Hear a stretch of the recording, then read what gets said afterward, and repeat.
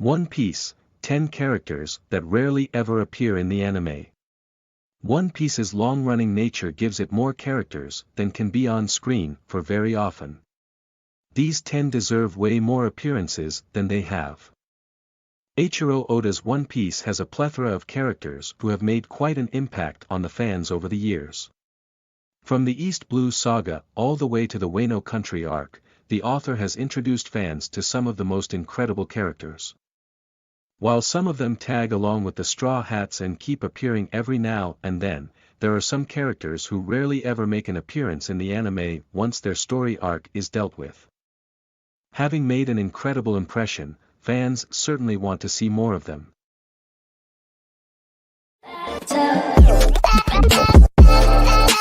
10. Buggy's appearances have been very limited after the time skip. Buggy is one of the first villains that Eiichiro Oda introduced in One Piece. After losing to Luffy, he went on quite an adventure and ended up returning to the Grand Line. But he was caught by the Marines and imprisoned in Impel Down. Consequently, Buggy played a major role in the Impel Down and Marineford arcs of the story, but ever since then, his role has been extremely limited. Buggy has not done anything worthwhile for around 500 episodes in the story now.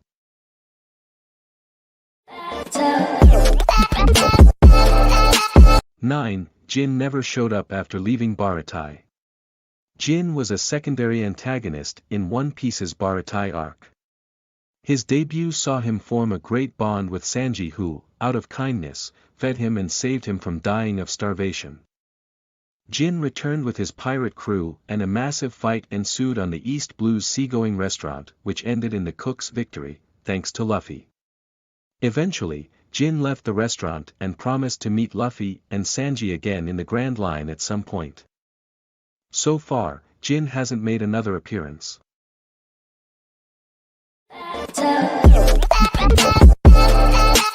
8. Daiden's role is limited to flashbacks and intermissions.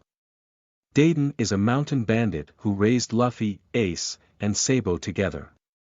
She was first mentioned by Portgas D. Ace moments before he died and then fleshed out in Luffy's flashback following the events of the Marineford arc. Although Daiden is a very lovable character, she barely makes an appearance in the anime. Her role is very limited to cover stories in the manga, and after the intermission of the Wano Country arc. Fans got to see a glimpse of her once again.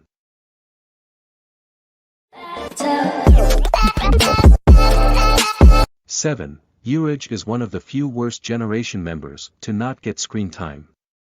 Urge is one of the 11 pirates with a bounty of over 100 million berries who gathered on Sabaody Archipelago before the 2-year time skip. As a pirate belonging to the Worst Generation, Urge is quite impressive. Following the events of the Sabaody Archipelago arc and the conclusion of the Marineford War, Urge entered the New World and was seen heading towards Raijin Island. Later, he appeared shortly before Kaido attempted suicide. Since then Urge hasn't been seen despite being one of the most famed Next Generation pirates.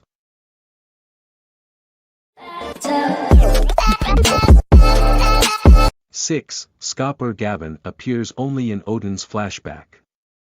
Scopper Gabin was the left-hand man of the Pirate King and one of the most important people on his crew. Although his name was revealed quite early by Oda. It wasn't until the Oden flashback in the anime that fans got a proper look at him.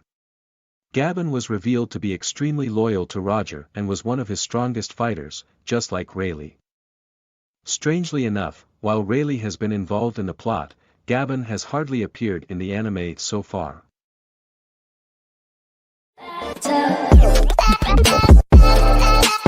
5. Jewelry Bonnie is an intriguing pirate with mysterious origins.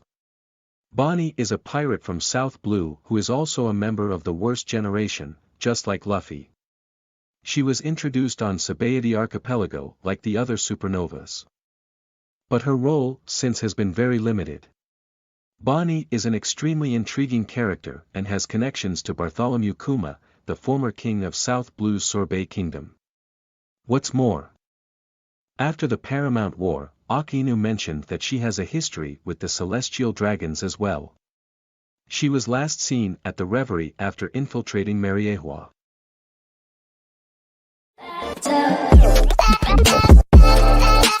4. Boa Hancock has hardly appeared in the story after the time skip. Boa Hancock, also known as the Pirate Empress, is one of the most popular characters in the story despite being hardly involved in the main story. She first appeared in the Amazon Lily arc and was featured throughout the Paramount War saga. Following the time skip, Hancock didn't make an appearance for close to a decade, yet managed to remain incredibly popular among the fans. After the abolition of the Shichibukai system, fans were finally given a glimpse of her again.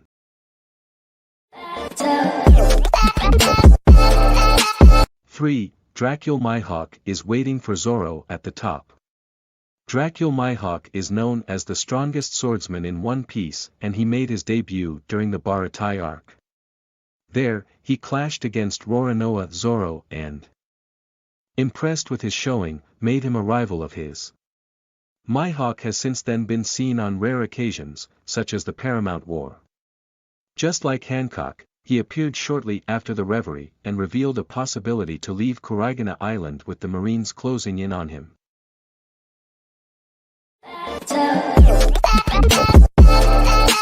2. Monkey D. Dragon remains a huge mystery to date. Dragon is Luffy's father and the leader of the Revolutionary Army. In the entirety of One Piece, he's only made a handful of appearances.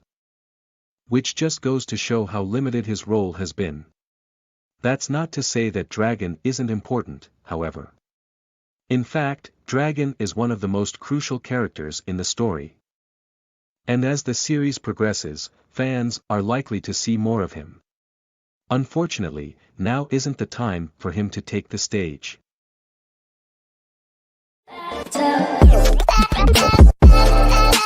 1. Shanks desperately needs to be on screen more.